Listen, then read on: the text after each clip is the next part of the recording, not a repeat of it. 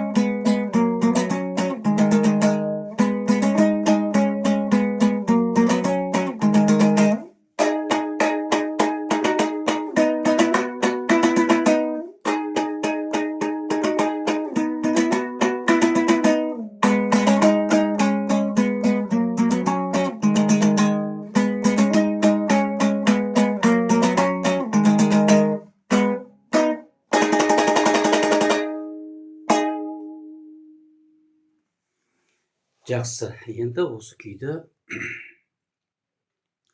талдайық. Міне өздеріңіз көріп тыңдағанда байқаған шығарсыздар, күй бастапқыда баяу жылдамдықта ойналды. Мынау бірінші сөйлемі баяу ойналады да, екінші сөйлемге ауысқанда бірден 2 есе жылдамдыққа ие болады. Енді осы бірінші музыкалық сөйлемді талдайық. Әуелі кезек қағыстармен 4 рет қағамыз. Мынау 6-шы нүктедегі пернені 2 саусақпен басып, үстін бармақпен басып отырып 4 қағыс аламыз. Міне келесі буында 5 қағыс болады.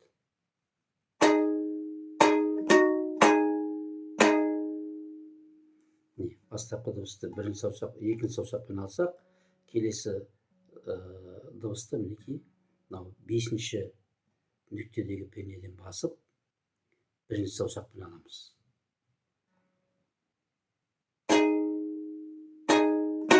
Міне 3 қағыс кетті. Енді 4-ші, 5-ші қағысты сол бастапқы дыбыстан аламыз. Енді осы 2 буынды көрсетіп тағы ойнап шығайын. Баяу жылдамдықта.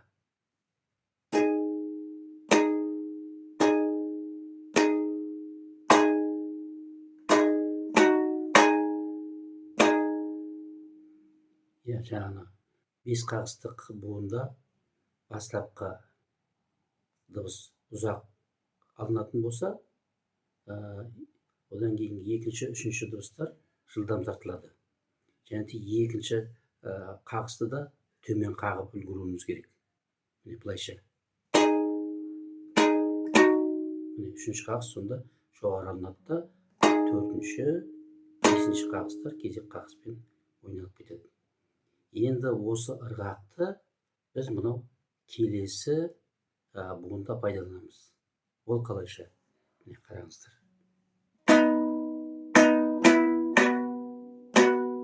Міне бұл тұста да 5 қағыс алынды.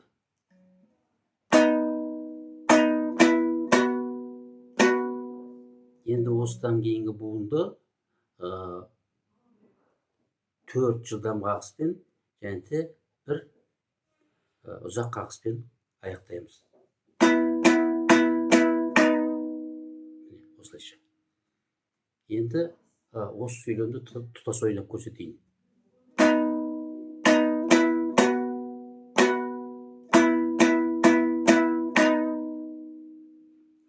Енді бір қақты күй болғандықтан әуен өзін өзі қайталап отырады. Бұл енді осы күйдің өзінің талабы. Сондықтан басынан бастап тағы да бір қайталап ойнаймыз.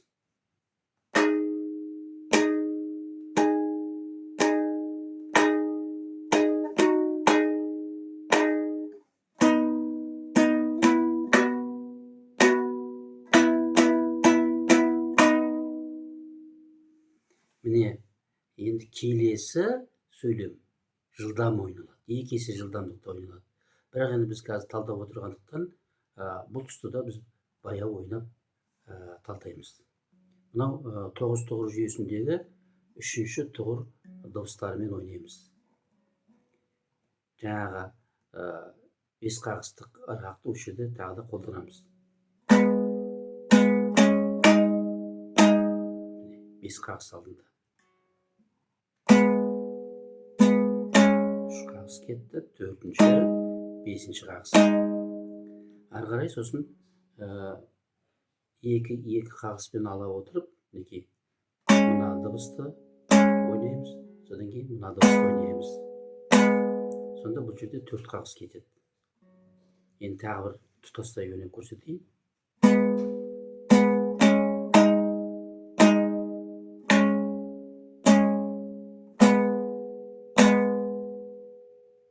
Енді бұның жалғасы мынау 2-ші тұғырдағы дыбыстармен жалғасады.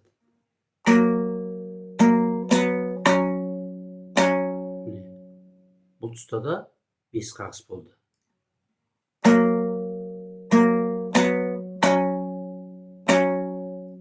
1, 2, 3, 4, 5. Енді ары қарай осы әуенді аяқтау үшін мына бірінші нүктедегі пернені бірінші саусақпен басамыз да, үстіңгі шектіде бармақпен басып тұрып 5 қағыс аламыз. 4 жылдам бір ұзақ қағыс. Осылай аяқталады.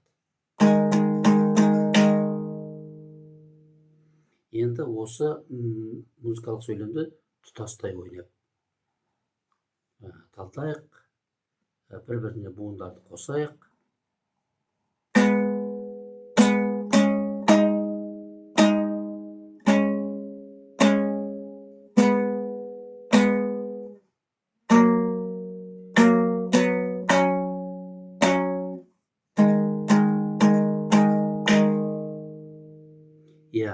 Бұл әуенде өзін өзі қайталайды. Сондықтан бұл тұста 2 рет ойналады. Тағы бір рет ойнаймыз.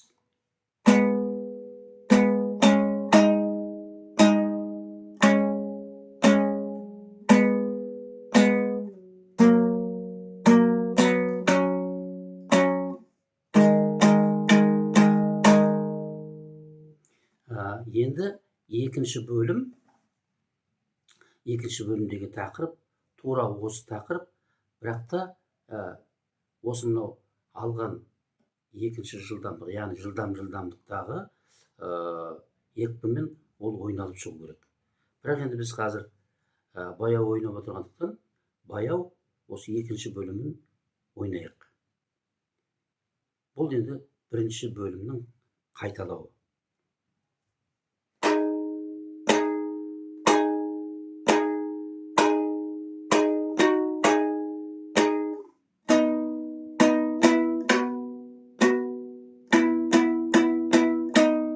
Қайталанады.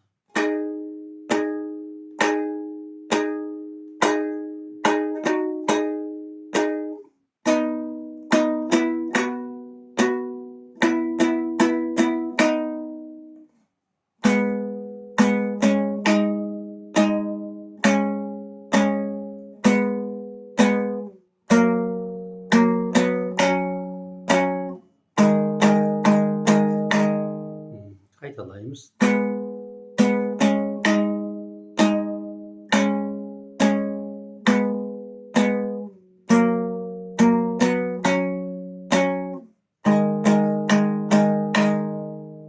Екінші бөлім осылай ойналып шыққаннан кейін, үшінші бөлімде осы мынау 6-шы нүктедегі пернеден бастап ойналады. Енді біз бастапқыда бірінші бөлімде 4 қағыспен бастаған болсақ, үшінші бөлімде 6 қағыс алынады. Оның 4-еуі жылдам, 2-еуі баяу.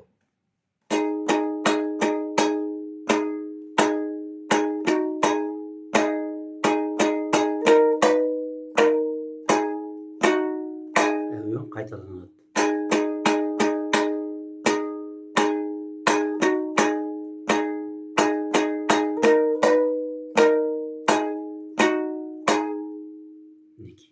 Енді осы үшінші бөлімдегі музыкалық сөйлемді буын-буынымен бөліп талдайық. Бастапқы буын 6 қағыс. Содан кейін 5 қағыспен аламыз.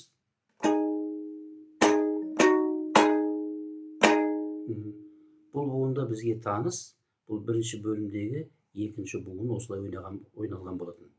Біз сол буынды осы жерде ары қарай ойнап отырмыз. Енді тұтастай тағы бір рет ойнайық.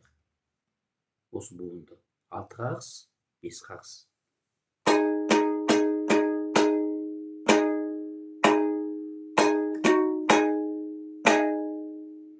Енді ары қарай бұл әуен бұлайша жалғасады. Қазір енді тағы да сол 6 қағысты қолданамыз. Бірақ осы алдындағы жиі қағылатын 4 қағыста 4-ші қағысқа дыбыс ауысып үлгеру керек. 1, 2, 3, 4. 1, 2, 3, 4. Екінші саусақпен алдық, сосын 4-ші саусақпен алдық. Екі перненің арасында бір перне басылмайды. Екінші саусақпен, 4-ші саусақпен аламыз. Содан кейін 5-ші, 6-ші қағысты келесі дыбыстан аламыз. Ол бұлайша ойналады. 5,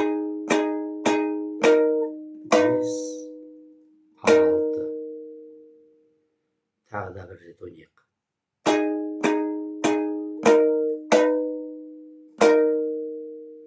Бұл тұста өздеріңіз көріп отырғандай 4-ші саусақпен сырғыту тәсілін қолданып отырмыз. Глиссанды тәсіл деп те айтады. Кәсіби тілде глиссанды деп айтылады. Бұл 4-ші тұғырдың жаттығуын ойнағанда қолданылатын тәсіл. 2-ші, 4-ші саусақтармен сырғытып ойнап жаттығамыз. Осы тәсілді біз 8-ші тұғырдың тұсында қолданып тұрмыз. Тағы бір рет ойнап көрсетейін.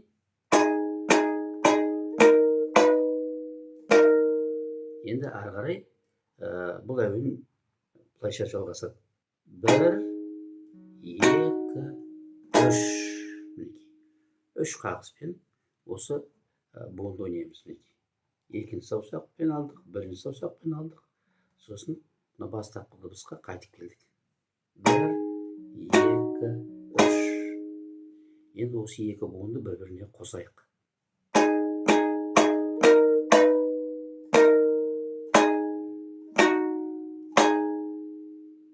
Жақсы.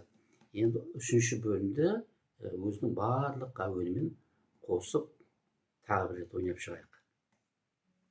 6 қағыспен бастаймыз.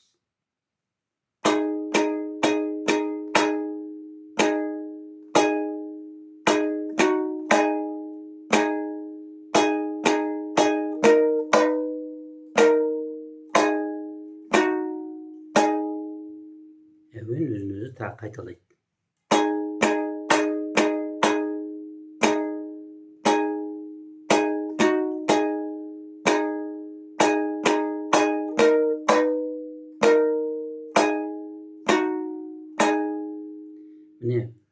Осыдан кейін бұл үшінші бөлім өзінің жалғасын қайырмамен жалғастырады.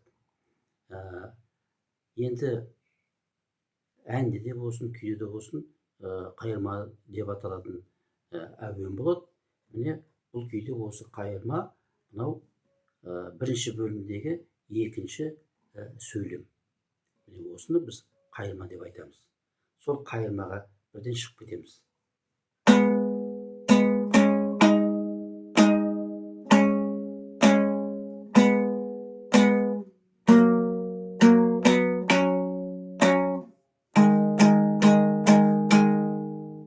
қайталанады.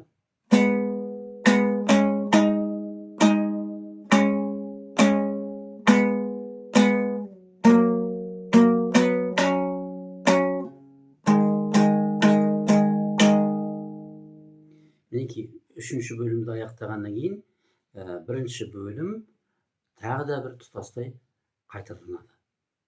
Енді сол бірінші бөлімді тағы да ойнайық. Бұл енді төртінші бөлім болып саналады. Төрт қағыспен басталады.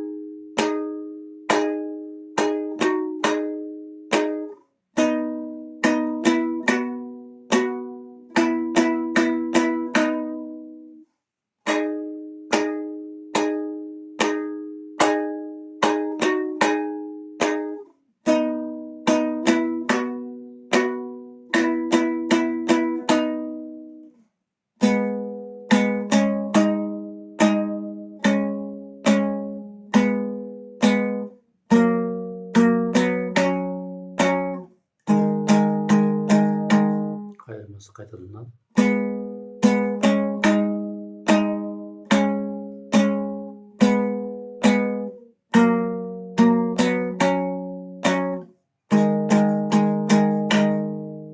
Соңы аккордтармен алынады.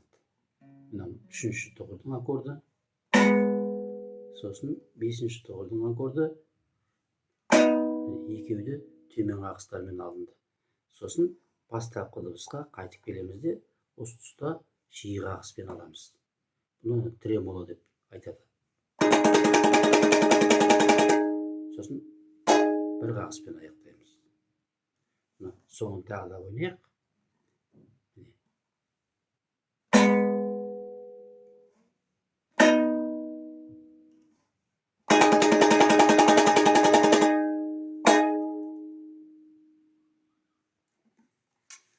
Міне осы көңілді би осылайша аяқталады. Құрметті домбырашы достар, осы күйді үйренуде мен сіздерге тек қана сәттілік тілеймін. Үйреніп алып, тыңдармандарды қуанта беріңіздер. Келесі бейне сабағымызға дейін сау саламатта болыңыздар. Бүгінгі шығармаға өздеріңіздің лайықты бағаларыңызды беріп, былайша айтқанда лайк басыңыздар. Сау болыңыздар.